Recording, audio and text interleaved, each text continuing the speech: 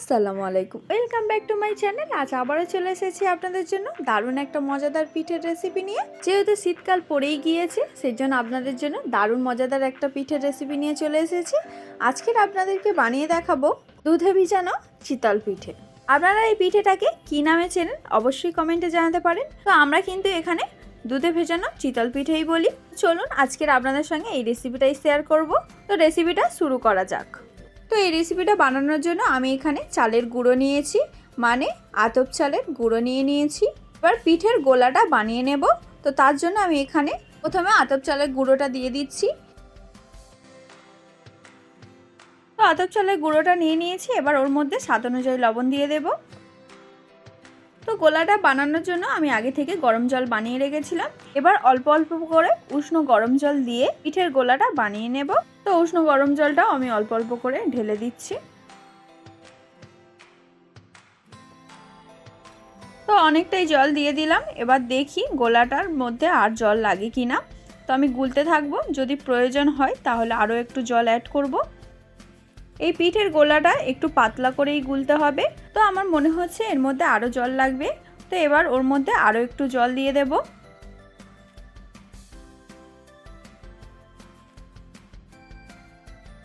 তো আমার এদিকে পিঠের গোলাটা বানানো হয়ে গিয়েছে, এটা পারফেক্ট হয়েছে। তো দেখতেই পাচ্ছ অনেকটাই পাতলা হয়েছে গোলাটা। তো এইভাবে আপনারাও পিঠের গোলাটা বানিয়ে নেবেন। তো চলুন এবার পিঠেটা বানানো যাক। তো পিঠেটা বানানোর জন্য আমি এখানে মাটির একটা খাঁজ করা সরা নিয়েছি। এর মধ্যেই আমি পিঠেটা বানাবো। আপনাদের যদি ইডলি বানানোর কোনো ডাইস থাকে তাহলে সেখানেও বানাতে পারেন। আমার কিন্তু এই মাটির সরাতেই বানাতে বেশি ভালো লাগে। তো এবার সরার মধ্যে আমি তেল ব্রাশ করে নিচ্ছি। যেহেতু পিঠে বানাবো সেই জন্য আগে থেকে তেল ব্রাশ করে নিলেই ভালো, তাহলে সহজেই পিঠেটা উঠে যাবে। এই জন্য খুব ভালো করে তেলটা ব্রাশ করে নিতে হবে। তেল ব্রাশ করে নিয়েছি, এবার গোলাটা ওর মধ্যে অল্প অল্প করে দিয়ে দেবো। চিতল পিঠে বানানোটা খুবই সহজ একটা রেসিপি। এইভাবে যদি আপনারাও বানান তাহলে খুব সহজে পিঠেগুলো বানিয়ে নিতে পারবেন। তো আমি এখানে অল্প অল্প করে গোলা দিয়ে পিঠেগুলো বানিয়ে নেব।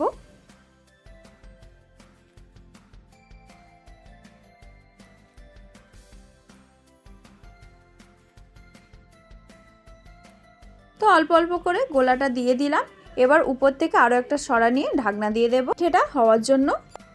বেশ কিছুক্ষণ হয়ে গিয়েছে, আমি এখন ঢাকনাটা খুলছি। দেখুন এখানে পিঠেটা হয়ে গিয়েছে আর কতটা সহজে উঠে আসছে।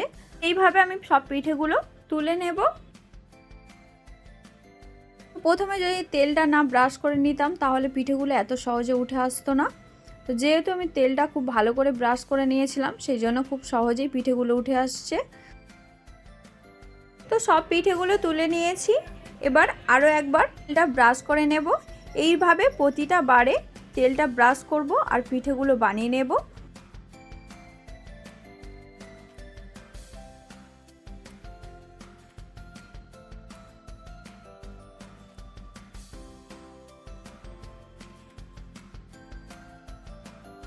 এবার গোলাটা দিয়ে দেব। এরকম পিঠের রেসিপি যদি আপনারা আরও দেখতে চান তাহলে কমেন্টে অবশ্যই জানাতে পারেন। নেক্সট কোনো ভিডিওতে সেই রেসিপিগুলো নিয়ে আসার চেষ্টা করব। যেহেতু শীতকাল পড়ে গিয়েছে আমি এখন চেষ্টা করব আরও অনেক পিঠের রেসিপি নিয়ে আসার। আর আপনারা যদি চান তাহলেও কমেন্টে জানাতে পারেন। আর আপনারা এখনও যারা চ্যানেলটা সাবস্ক্রাইব করেননি তারা প্লিজ চ্যানেলটা সাবস্ক্রাইব করে নেবেন। তো আপনাদের সঙ্গে কথা বলতে বলতে এদিকে পিঠেগুলো হয়ে গিয়েছে। তো এইভাবে আমি সব পিঠেগুলো বানিয়ে নেব। তো অলমোস্ট আমার এখানে অনেকগুলো পিঠে বানানো হয়ে গিয়েছে। চলুন এবার আপনাদেরকে যে দুধে এই পিঠেগুলো ভেজাবো সেই দুধটা বানিয়ে নেওয়া যাক। তো তার জন্য আমি এখানে প্রথমে দুটো নারকেল নিয়েছিলাম। তো সেটা আমি এখন কুড়ে নিচ্ছি। আর ওইদিকে ততক্ষণ পিঠেগুলো বানানো হোক, ততক্ষণ এইদিকে বাকি কাজগুলো করে নেওয়া যাক। তো এই যে নারকেলগুলো আমি কুড়ে নিচ্ছি। তো আমি এখানে দুটো নারকেল নিয়েছি। এবার নারকেলের মধ্যে থেকে কিন্তু আমার দুধটাও বের করে নিতে হবে। আর তার সঙ্গে লাগবে গরুর দুধ 500 গ্রামের মতন লাগবে। আপনারা চাইলে কিন্তু প্যাকেট দুধ মানে লিকুইড দুধও নিয়ে নিতে পারেন। তার সঙ্গে লাগবে চিনি, তেজপাতা, দারচিনি এবং এলাচ, আর লাগবে খেজুরের গুড়।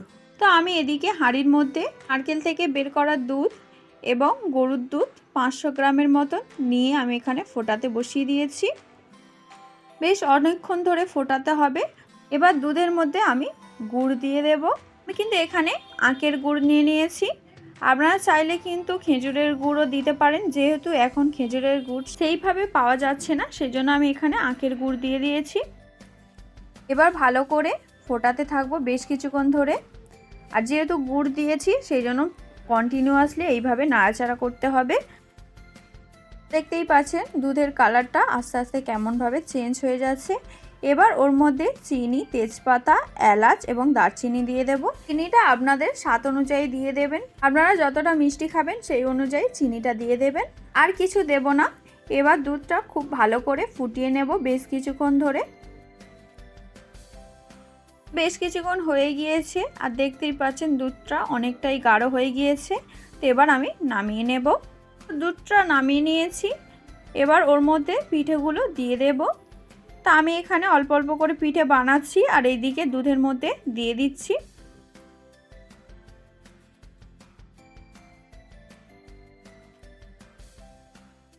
বেশ অনেকটাই পিঠে ওর মধ্যে দিয়ে দিয়েছি। এবার প্রায় 1 থেকে 2 ঘন্টার মতন পিঠেগুলো দুধের মধ্যে ভেজাতে দেব। আপনারা চাইলে কিন্তু আরও বেশিক্ষণ সময় রাখতে পারেন, যত বেশিক্ষণ সময় রাখবেন তত পিঠেগুলো বেশি ভালো লাগবে খেতে। আমি প্রায় ওভারনাইট রেখেছিলাম। এখন দেখতেই পাচ্ছেন পিঠেগুলো কতটা সুন্দর হয়েছে আর খেতে তো অসাধারণ হয়েছে। যেমন দেখতে হয়েছে তেমন খেতেও অনেকটা নরম হয়েছে পিঠেগুলো, আর এতটা সুস্বাদু হয়েছে কি আর বলবো। আপনারা না বানিয়ে খেলে একদমই বুঝবেন না। তো অবশ্যই আপনারা বাড়িতে ট্রাই করে জানাবেন পিঠেটা কেমন খেতে হয়েছিল। তো আজকের রেসিপিটা তাহলে এই পর্যন্ত। এই রেসিপিটা যদি আপনাদের একটুও ভালো লেগে থাকে তাহলে অবশ্যই একটা লাইক করতে ভুলবেন না। কমেন্টে জানাবেন রেসিপিটা কেমন হয়েছে, বেশি বেশি করে শেয়ার করে দেবেন। আরও নতুন নতুন ভিডিও দেখার জন্য আমাদের চ্যানেলটিকে অবশ্যই সাবস্ক্রাইব করে আমাদের পাশে থাকবেন। আবার দেখা হচ্ছে নতুন কোনো রেসিপির ভিডিও নিয়ে। আপনারা ভালো থাকবেন, সুস্থ থাকবেন। আল্লাহ হাফেজ।